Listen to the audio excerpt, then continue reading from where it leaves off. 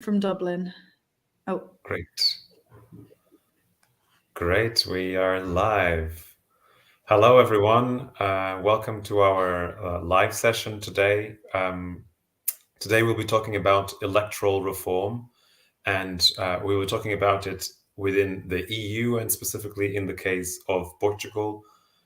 We will have two fabulous guests today, and I will be here as well joining to discuss in reform in Portugal. So we will have Damien Boselager, the member of the European Parliament for Volt, elected from Germany. He's now speaking at the plenary in Strasbourg, so he won't be able to join straight away, but he will be joining us through this live. And we have Shifra. Shifra, sorry, I just learned this 2 seconds ago and I just forgot now. Shifra Gilmore from Voters Without Borders, which is a European NGO that is working to promote access to voting rights across the EU. And so perhaps we could start with Shifra to learn a bit about the work that you are doing to promote democracy and access to voting rights across the EU or Europe. Yeah, sure. So Voters Without Borders, we're currently doing an ECI, which is also called Voters Without Borders. And for people who don't know what an ECI is, it stands for European Citizens Initiative. And it's basically a tool that individuals can use to help shape EU policy by calling on the European Commission to propose new laws. So in order to be successful, we need 1 million signatures from at least seven different member states. And so at the moment, we're still gathering signatures until the 11th of June of this year. So we still have a few months before the deadline. And basically, we have two main demands. And the first demand is that we want to extend voting rights, because right now we have 13.5 million mobile EU citizens within the European Union. And these are people who live in a member state that is not their member state of citizenship. It's quite difficult for these people sometimes to be able to vote. So there's often currently, because of the Maastricht Treaty and different directives, they can vote in municipal elections and also European parliamentary elections in their country of residence, even if they're not a citizen. But they're not allowed to vote in regional elections or national elections and also referendums. So one of our demands is to extend voting rights to all elections, not just municipal and European parliamentary elections. This is very important because there's some countries, there's actually 5 member states in the European Union that disenfranchise citizens when they move abroad. So these countries are Ireland, Malta, Cyprus, Denmark, and Germany. So if you move out of this country, you lose your right to vote in the country. So this means that citizens from these 5 countries, when they move and decide to make use of their freedom of movement right, they lose their right to vote in regional elections, national elections, and referendums.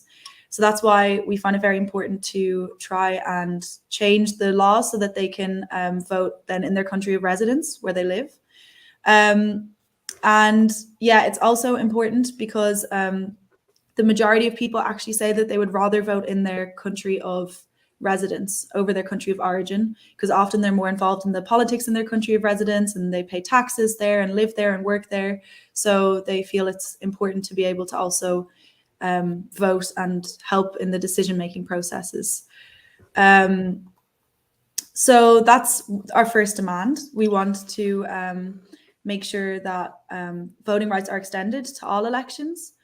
And then our second demand is to improve current legislation. So currently, they can, of course, vote in mobile EU citizens can vote in municipal elections and European parliamentary elections, but there's a lot of barriers to doing so. So, for example, people, when they try and register to vote, might face difficulties with language barriers or administrative barriers, which can make them find it difficult to register to vote. So we also want to change legislation within the EU to make sure that it's easier for these people to be able to register and also vote. Yeah, so that's basically our main thing. And that's super interesting. And on this side, I'm listening to this and this diversity of rules across the EU in terms of electoral rights of their citizens. So we are all European, but then our national states or our member states give us different political or electoral rights. And in the case of Portugal, for example, as a Portuguese citizen, you also are entitled not only to vote for your national elections, but you actually have a specific representation in the parliament to represent the Portuguese that live in Europe. And that's what I'm running for as a candidate. So I guess there is really a variety of cases around the EU. And I know Damien will join us later, and he's working on a fantastic proposal gathering the main families in the European Parliament to harmonize or to create minimum standards across the EU in terms of electoral rights. But I just wanted to share an experience from this campaign. So I've been campaigning across Europe in the biggest Portuguese communities. These are the Portuguese voters for this election. And really a lot of people, so there's a high abstention rate, but also a lot of people, even though they live in this other country, or the host country, let's say this other member state, they do feel a connection with Portugal, that they don't want to be cut off, and they still want to be able to vote. And there's also matters of our lives as people that are living elsewhere that actually we depend on the government for, and people in the country don't really see it. So if we don't have this particular representation, these issues might be left behind. For example, how consulates work, and we depend on consulates to have our paperwork documentation, and in a state of law you need consulates to be able to have your legal rights ensured. Also education of your children. If you want to pass the Portuguese language in this case to your children, you might need your state, your government, to make sure that these citizens, there's agreements with the hosting countries so that people can learn Portuguese. I've met many families where their children speak Portuguese because they speak Portuguese at home, but they can't read or write very well because they haven't been schooled. And in some countries, like here in Switzerland, where I'm now campaigning, there are good initiatives to make sure that there are Portuguese schools because there's a lot of Portuguese people. But then in other countries, like in Germany, it's very much ad hoc, and it depends on local associative initiatives. So this is something as serious as you can't read or write the language of your parents and grandparents, and therefore you will be struggling more to relate with that heritage. So actually, one of the things that I defend as part of this constituency, which is not so much electoral rights, but I think it's democracy rights, which is ensure that Portugal invests on the education of Portuguese and promoting the Portuguese culture through these communities, through both hiring teachers in cities where we have these big pots of communities, but also have online teaching for people who are more remote and more isolated. And this really is an element of democracy, because for example, we have voters in this election that don't speak Portuguese. So they are Portuguese citizens and they don't speak or read. So language is empowerment. But I mean, I'm maybe diverting here the topic from electoral reform. We do also want to reform this, but maybe, I don't know if you want to comment anything on this. I guess like it's all connected, and as you say, it's also part of our campaign is to give people the right to choose. So also that you can still vote in your country of origin if you live abroad. So you can choose, which you feel more attached to. If you, for example, feel more attached to Portugal, then you can choose to vote there if you're a Portuguese citizen, or you can vote in your country of residence. For example, if you lived in Belgium, So yeah, I guess that links in a bit with what you were saying, but yeah. Yeah, but for example, for us Portuguese, if you live in Europe, you can choose for European elections if you vote for the country you live or for the election of the Portuguese MEPs, which means that, for example, Portuguese people here in Switzerland and Portuguese people in the UK, they don't lose their voice in the European Parliament because they can still vote for their MEPs in Portugal. And I think this is really good. And I said this to countries because they are more numerous, but this applies also to Norway and even people outside of Europe. They can also have their European rights safeguarded. But I guess it's not the same for other countries. And also voting age, sorry, varies according to country, and even the minimum age to be elected. This is something that Damien is working on, and he is going to join us later to comment on that.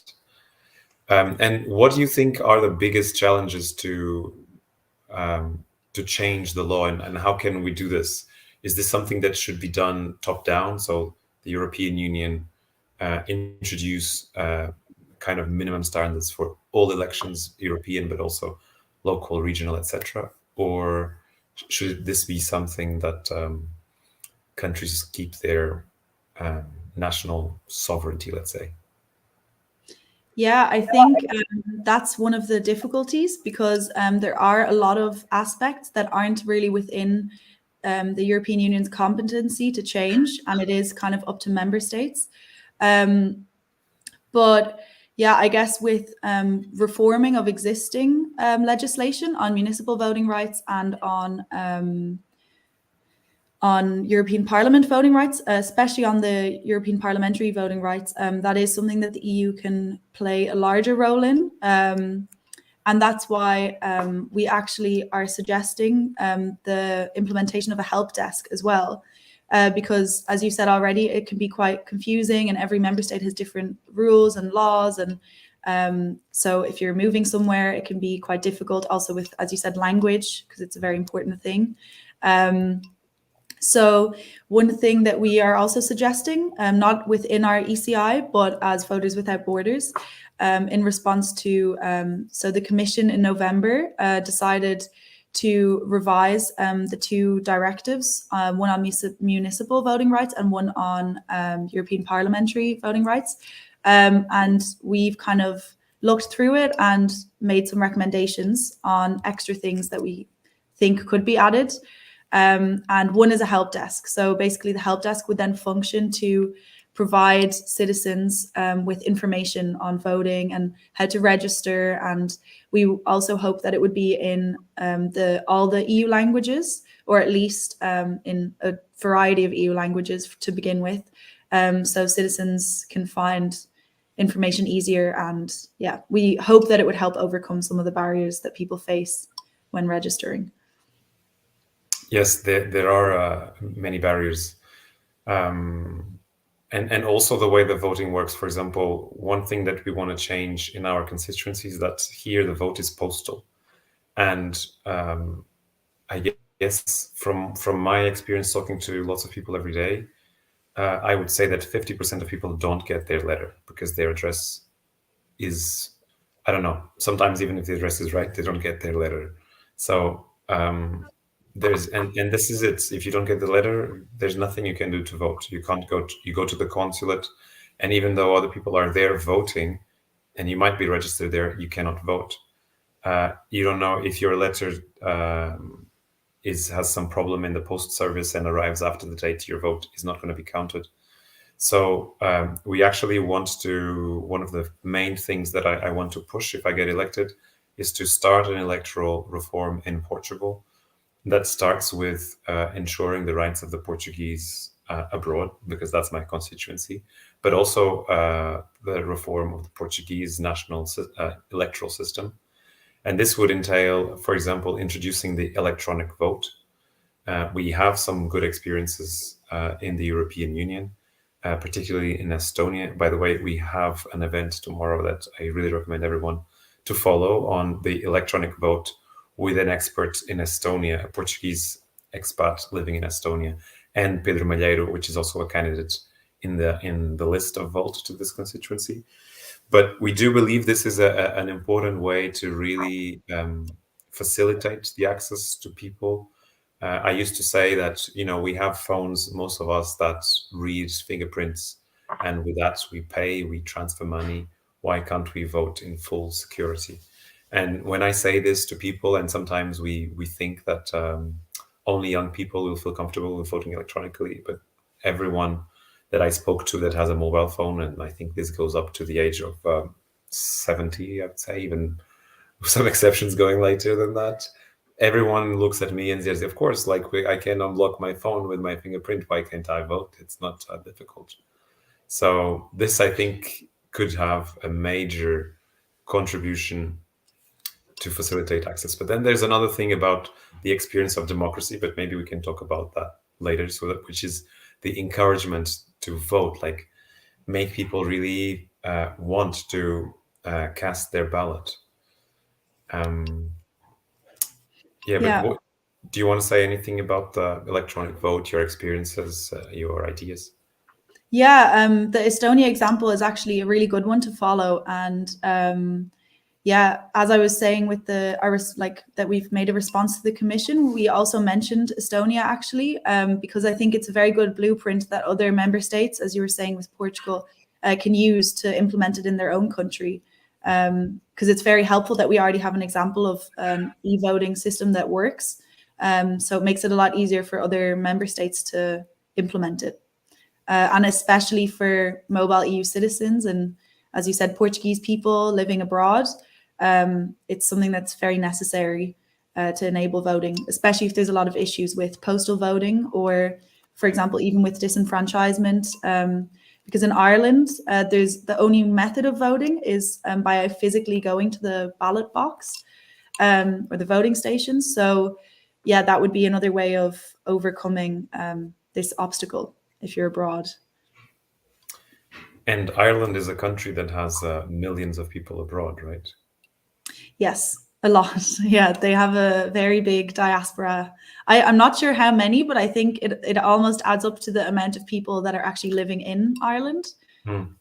So yeah, it would really be very helpful, I think, if Ireland implemented e-voting as well. So Yeah. hopefully at some point it'll be a possibility. Sometimes this reminds me that sometimes in Portugal, particularly the main parties in power, when we talk about improving the electoral system, giving more rights to this constituency, particularly increasing the number of MPs, because we elect two people with the same votes, that some constituencies in Portugal elect 9 people, so our votes count much, much less. And then sometimes the answer is Portugal is already very good comparing to some other countries. So there's no reason to improve. But I think here it's a matter of ensuring that people can have a full experience of democracy. And this is something that I've been observing as I talk to people, is that a lot of people are completely disappointed and frustrated with their democratic experience, from voting to parties that don't deliver either what they say or nothing at all to their lives. And with that, they many of them ask, especially immigrants that are distant, so they don't really under the policies of that the national government applies to the national territory.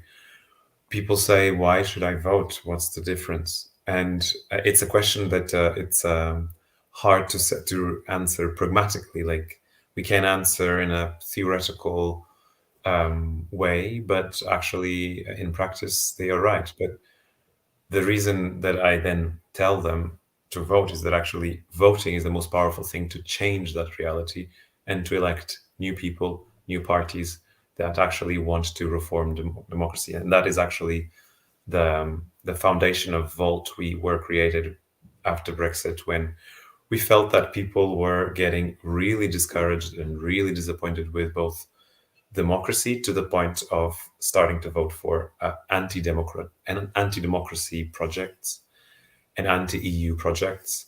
And so we are here to really provide a different experience of democracy. And I think there's many things that can be done, but one thing that I find that works with people very well is that bringing politics close to their lives, bringing the politicians as well close to people, speak to them, explain difficult themes or even just simple themes that people are not aware of, and and have that almost emotional connection whereby democracy is alive. You feel that this person is there to try to do something whilst listening to the problems of their voters. But this is still far from reality. I don't know. What do you think?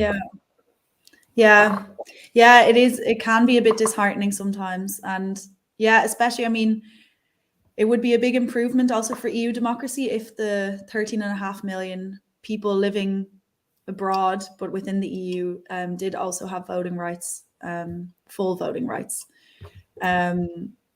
Yeah. There are some petition. Well, you have the ECI petition going on, and I joined here in Brussels. There's a petition to get local people, which especially in Brussels, the capital of the EU, to vote for regional elections. Because in Brussels, you have this strange situation that because the regional government is so small, actually the regional government is kind of the local government. But you cannot vote for the regional, you can only vote for the district administration. But this needs to change. But how do you think this is seen within each EU state? Because, for example, in Belgium, some people are uncomfortable to give too much voting rights to other EU citizens, and then why giving to other EU citizens and not giving to other non-EU citizens living in the country? Yeah, I think generally there's quite a lot of support, but there are people who are a bit skeptical, especially because they link maybe voting rights for voting in national settings and for national like referendums and elections as a thing that is kind of a bonus that comes with citizenship. But we see it as more like no taxation without representation. So, if we feel that if people are investing in a community and live there for a long period of time and work there and have families and everything, they are just as entitled to vote as and to have their voice heard as someone who is a citizen in that country.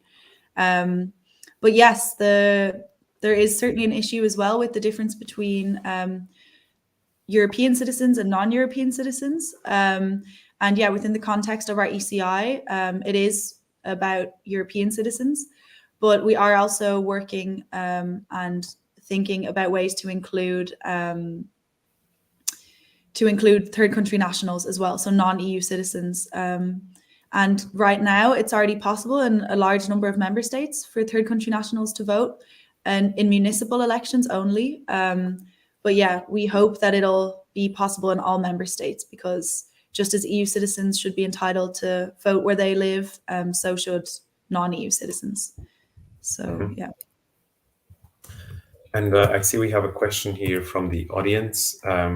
Do you see any possibility that one day we could have a single platform or voting system in the EU? Well, we do have a single system for COVID pass. So maybe this is an opening door to start having single systems for many things in the EU. Do you wanna go first? Yeah, sure. Well, I guess it's probably a very I mean, it would be very ideal if it was possible. Yeah, I guess, I mean, it would be ideal if it was, and maybe it is. I also don't have, I think, enough background knowledge on the exact laws and everything to give a proper answer. But I guess right now, because of a lot of competency still being with the member states, I guess it would be very complex to do that, and there would probably also be a lot of maybe backlash. But yeah, I'm not sure what is your opinion on a single platform. Yes, I think if we succeed with the work that Damien is doing in the parliament, so if we, for example, start having uniform rules, because that's the first thing that needs to change. At the moment, some countries you need to be at least 25 to be elected. Other countries, I heard that in the Netherlands, as long as you reach 18 during the mandate, you can be elected. So that means that you could be elected with the age of 13, which is very, very new, very Netherlands maybe.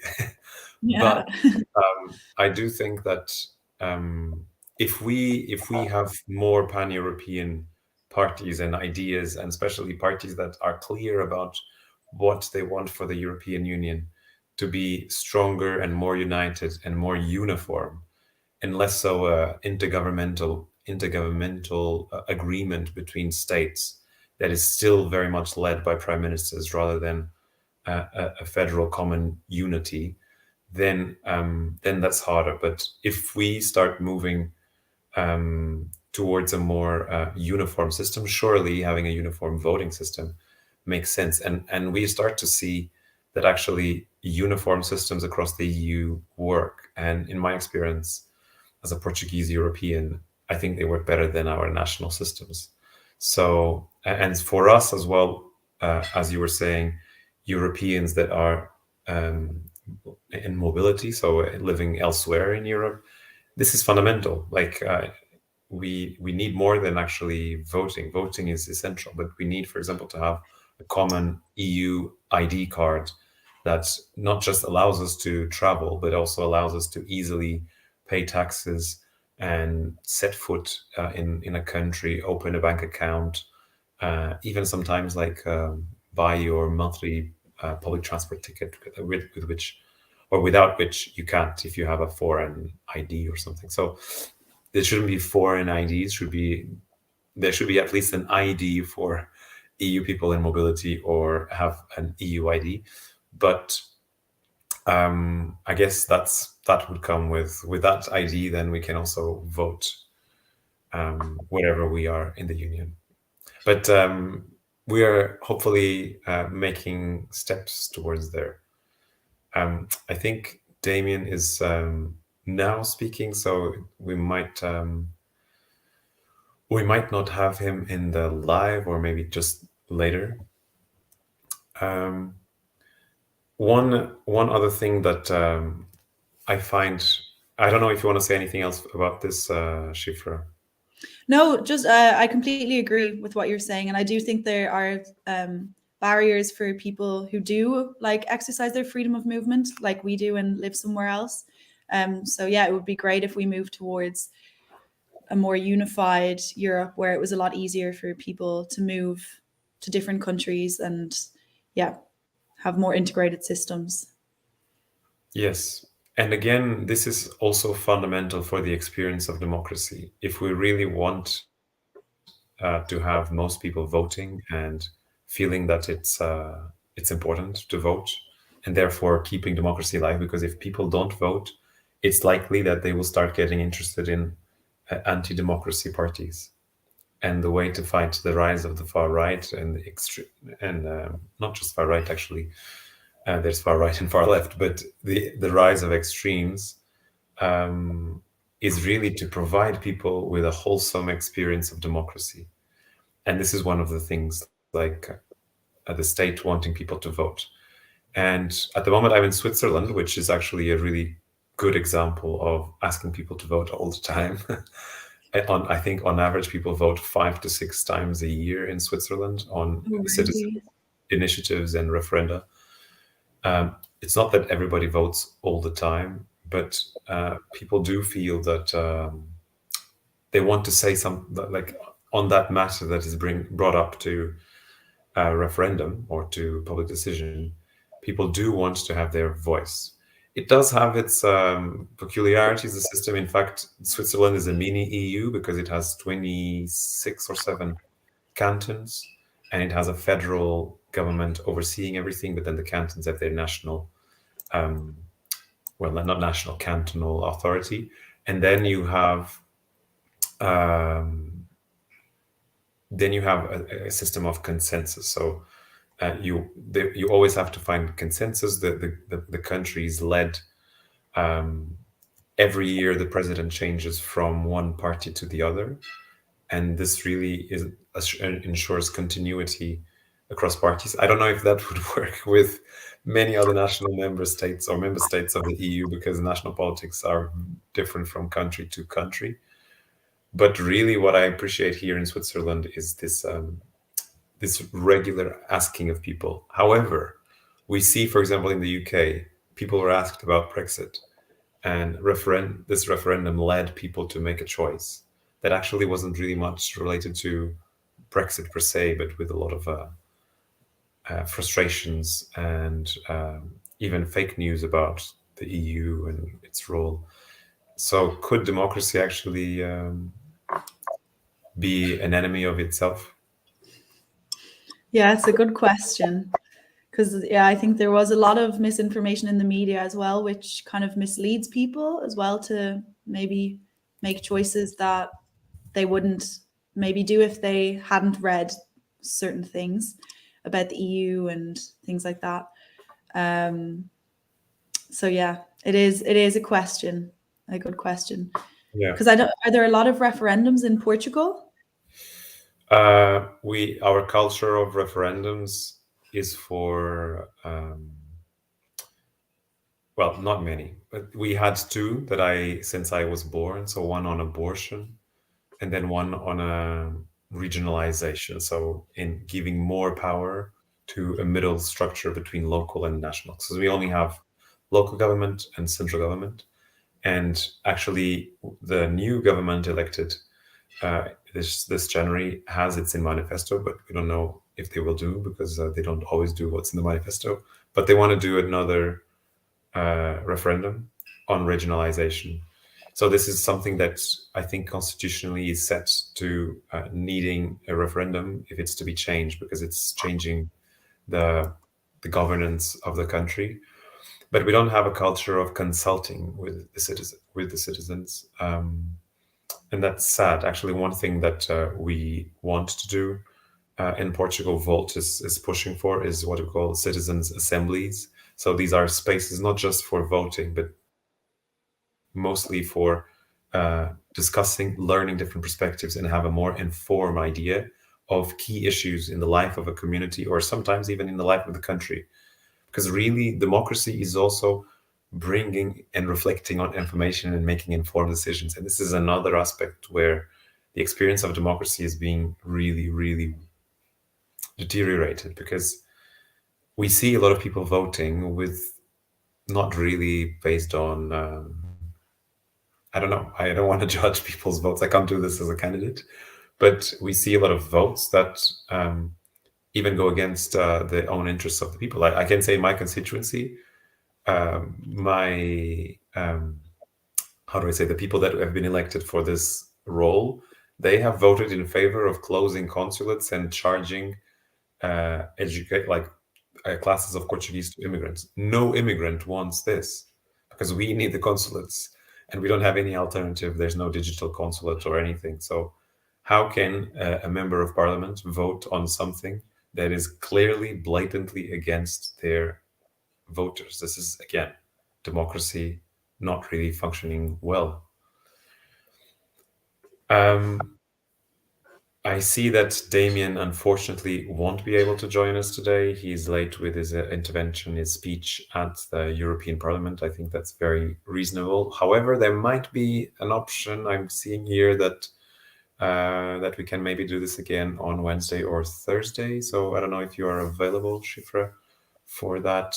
Or Yes, I something. should. But otherwise, I can ask another member from my team if they're available to join, if not me. Great. And so maybe we could start to wrap up. And if maybe a last question, if you could, if there was one wish from Voters Without Borders, from a political party in the European Parliament or in the national parliament on electoral reform, what would be the first thing that you think could have the best impact to improve access to votes and refresh our experience of democracy? Yeah, I guess what we're hoping for is just kind of a strong kind of people agreeing and backing our ECI, and then kind of bringing it in on the agenda of the EU, so that it really can be changed. Yeah, that's our main wish for our ECI. And do you want to remind people that maybe have entered halfway through about the two main points of the ECI? Yes. Hello. We are Voters Without Borders. Oops. Oh, the video. Yeah. Well, Yes, that's also for people who joined late. I'll explain our two main demands, but also you can check out our Instagram. It's Voters Without Borders, and there's a link there to sign our ECI as well. And then we have a video that explains our ECI briefly in about a minute as well that you can watch. But our two main demands are, one, to extend voting rights, not just because currently it's municipal elections and European parliamentary elections that non-citizens can vote in, so EU citizens, but that aren't citizens of the member state where they live. And we want to extend this so residents of an EU member state who aren't citizens there but are EU citizens can vote in national elections, regional elections, and referendums. And then our second demand is to improve legislation that we already have, which is on municipal elections and European parliamentary elections, to kind of make it easier and to reduce the barriers people face when they are trying to register to vote in a country where they're a resident. So there's barriers like administrative barriers and also language barriers that they face. Mm-hmm. Okay, this sounds very good. I saw that some people have signed the petition in the comments. They were about to sign. So I also I'm not sure if I have already signed, but if I haven't, I will. And thank you so much, Shifra, for being with us tonight. And we will see if we can have Damien later this week, Wednesday or Thursday. And if we do, we will announce again, and we will broadcast again in Volt pages online. So Facebook, Twitter, and YouTube. So thank you very much, everyone. And I hope to see you soon. And if you're a Portuguese in the constituency of Europe, don't forget to vote. You should have your ballot. Don't forget to put your ID card and vote for a new party in the parliament to reform our electoral system and refresh our experience of democracy. Thank you. Thank you very much for your time and also for the support to everyone who signed the ECI already. And if you want to share with your friends, also feel free.